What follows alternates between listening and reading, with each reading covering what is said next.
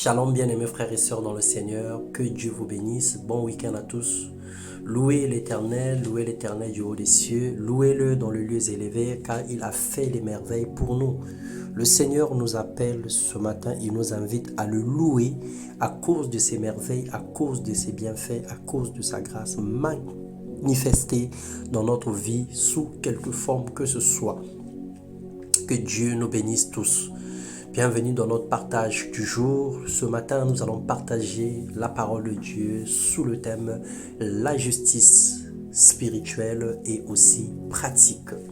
Dans Romains, le chapitre 5, le verset 18, il est écrit « Ainsi donc, comme une seule offense, la condamnation a atteint tous les hommes, de même par un seul acte de justice, la justification qui donne la vie s'étend à tous les hommes. » Nous ne sommes pas justes par nos œuvres ou par des bonnes actions, aussi grandes qu'elles peuvent être, mais plutôt par l'alliance spirituelle que nous avons avec Jésus-Christ par son sang. Le fait de recevoir Jésus-Christ, de lui ouvrir son cœur, de marcher avec lui et d'accepter de faire sa volonté, bien que souvent difficile sans sa grâce, il nous justifie. Il nous appelle ses amis, il ne tient pas compte de nos manquements ni de nos infirmités. C'est une justice spirituelle. Il nous rachète du monde. Selon Tite 3, le chapitre 7. Quelqu'un pourrait dire, mais Seigneur, moi je fais ceci, moi je fais cela, je jeûne, je prie. Je fais toutes sortes d'efforts pour atteindre un certain niveau, mais comment as-tu accordé la grâce? Comment as-tu justifié un pécheur? Comment as-tu justifié un voleur?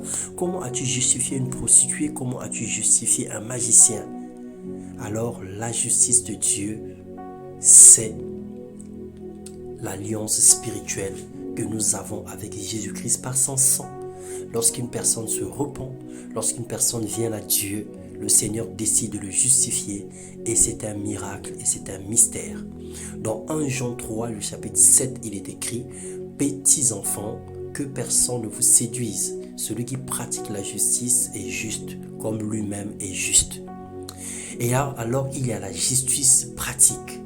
Elle fait référence à notre conduite. Lorsqu'elle n'est pas pratiquée, notre exaucement peut être bloqué. Et le Seigneur s'éloigne de nous.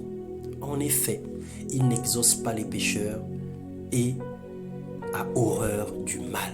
Selon Jean 9, le verset 31.